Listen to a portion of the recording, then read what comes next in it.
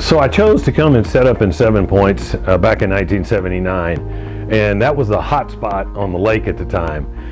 Since the area has just grown up and around, and about 15 years ago I was dabbling with the choice of building a new office or investing in technology. I chose to go ahead and invest in technology. Wanted the very best for the patients that we could get.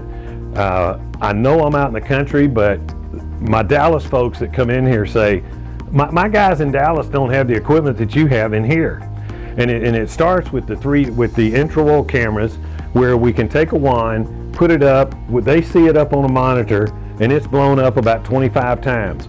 And when I'm talking about a crack on a tooth, you know, if you go in and you don't see that, you know, you have to take the doctor's opinion, which I'm going to do anyway. But it's a whole lot easier for somebody to see that up on a monitor and say, yes, I can see that. And to follow up with that then, if we're going to do a crown or a procedure, a veneer, then I went ahead and invested then in a E4D unit, which is, that doesn't mean anything to you other than it's got a laser scanner that we actually scan that tooth, and it goes in the computer. We design it, we make that tooth right there on spot.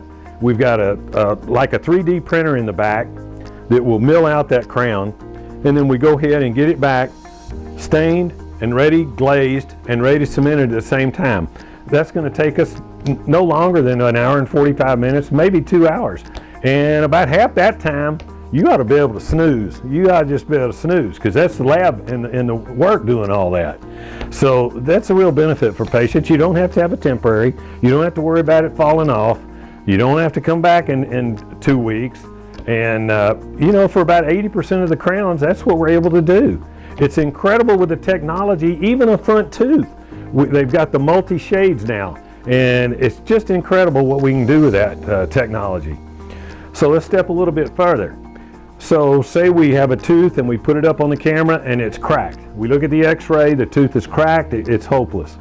So now, probably about the last 10 years, I know I was the first one to have a CBCT, which that doesn't mean anything to you either, other than it's a 3D image that I can look at the bone and see where to place those implants. If we need to do some grafting, if it's be able to slip that right in there.